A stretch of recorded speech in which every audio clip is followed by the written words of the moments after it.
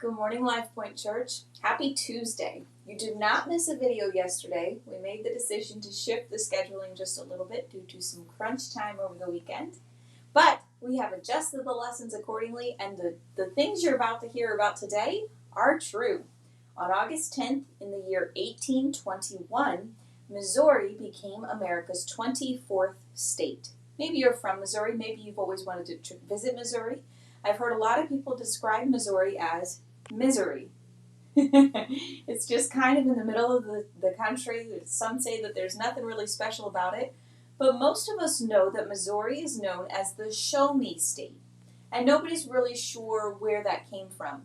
According to one story, that motto came from Congressman Wilford Duncan Vandiver, who served in the U.S. House of Representatives in the early 1900s.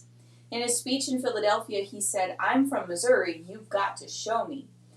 We don't know if he made up that phrase on the spot, just kind of to make people laugh, or maybe he had already heard people call Missouri the Show Me State, and he decided to add it into his speech. Either way, it helped to make the phrase popular. What that means when people say the Show Me State is that they believe that they are not easily gullible. They believe they can't easily be fooled or taken in. They need to see the proof to make sure. That's not a bad idea. We should think things through, check things out, and make sure the salesperson is telling us the truth before buying. One of the disciples is known as Doubting Thomas because he also wanted there to be a sure answer to his questions before he would believe. After Jesus was crucified, the word tells us that the disciples were together in a room, hiding from the authorities. And Jesus appeared to them alive. He came through the wall and appeared to them alive, but Thomas wasn't there. So later, when the disciples were all back together and Thomas was there, they were telling Thomas about it. And Thomas said, "If I don't see the mark of the nails in his hands, or put my finger into the mark of the nails and put my hand into his side, I just won't believe it." And very, very soon after that, Jesus came back in. He showed Thomas that truly he was alive, and not only showed Thomas, but he said, "Go ahead, Thomas, touch me, feel me, know that I am real."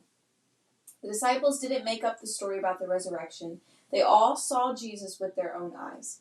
John would later write, "The one who existed from the beginning, whom we have heard and seen, we saw him with our own eyes, and we touched him with our own hands. He is the word of life."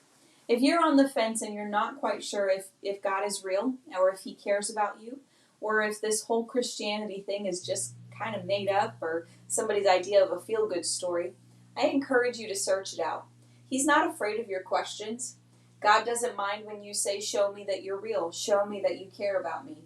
So keep asking, keep investigating, and keep trusting, because God wants to prove to you that he loves you, he cares about you, and you have a future in him. God bless you today. Have a wonderful Tuesday.